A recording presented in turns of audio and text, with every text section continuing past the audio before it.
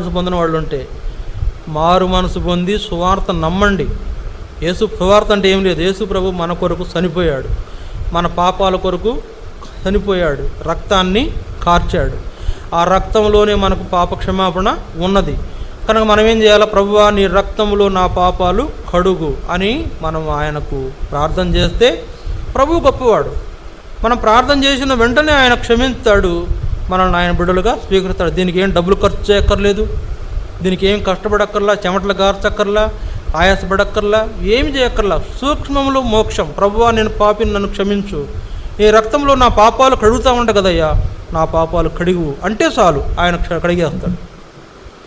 అప్పుడు ఈ బాధలు ఉండవు, ఈ ఇబ్బందులు ఉండవు. పరలోక రాజ్యంలో ఉంటాం, దేవుని దగ్గర ఉంటాం, ప్రభువుతో కూడా ఉంటాం. ఆయన మన కొరకు సిలువ వేయబడ్డాడండి. అక్కడ ఎంత సంతోషంగా ఉంటుందో నేను మళ్ళీ తర్వాత చెప్తాను. చాలా సంతోషంగా ఉంటుంది అక్కడ. ఇక్కడ విడవబడిన వారి పరిస్థితి అగమ్య గోచరం. ఇక్కడ సువార్త దొరకదు, తిండి దొరకదు, డబ్బు ఎక్కడికి రాదు, ఆస్తి ఎక్కడికి రాదు. ఒక తలకు దిక్కు వెళ్ళిపోతారు, కుటుంబంగా ఒక చోట ఉండడానికి లేదు.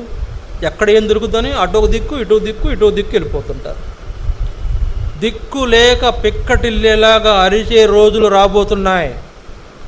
కనుక సువార్త తలుపులు మూయబడితే చాలా ఘోరమైన గడ్డు పరిస్థితి ఎదుర్కోవాల్సిన పరిస్థితులు. దేవుని వాక్యం లేదు అక్కడ. దేవుని వాక్యం ఉంది కనుక ఇప్పుడు ప్రస్తుతం ఇక్కడ జీవిస్తున్న జనులందరి గురించి నేను ఒకటి చెప్పగలను. దేవుని మందిరము సమీపంలో ఉంటున్నారు కనుక దేవుని క్షేమాన్ని వాళ్ళు చూస్తున్నారు. రేపొద్దున దేవుని మందిరము, దేవుని ప్రజలు ఇక్కడ ఉండకపోతే వాళ్ళ క్షేమం చూడలేరు కదా, దొరకదు. ముందు చూడటం కదా, అసలు దొరకదు. కనుక సువార్త తలుపులు మూయకపోయి మన ఇరుగు పొరుగు వారు, మన బంధువులు, తోటి వాళ్ళు, స్నేహితులు రక్షించబడాలని ప్రార్థన చేయండి. వారు రక్షించబడిన వారు ఉంటే వారు రక్షణ పొందినట్లు తీర్మానం చేసుకోండి. సమయం ఎక్కువ లేదు. వచ్చుచున్నవాడు ఆలస్యం చేయక రాబోతున్నాడు. ప్రభువు రాకడలో ఎత్తబడేదానికి మనం సిద్ధపడాలి. సిద్ధపడాలంటే ఎంతో మెలకువ కలిగి ఉండాలి, భక్తిపరులుగా ఉండాలి. మన ఇష్టం వచ్చినట్లు జీవించడం కాదండి. ఇద్దరు భక్తులు జీవించారు ఈ లోకంలో.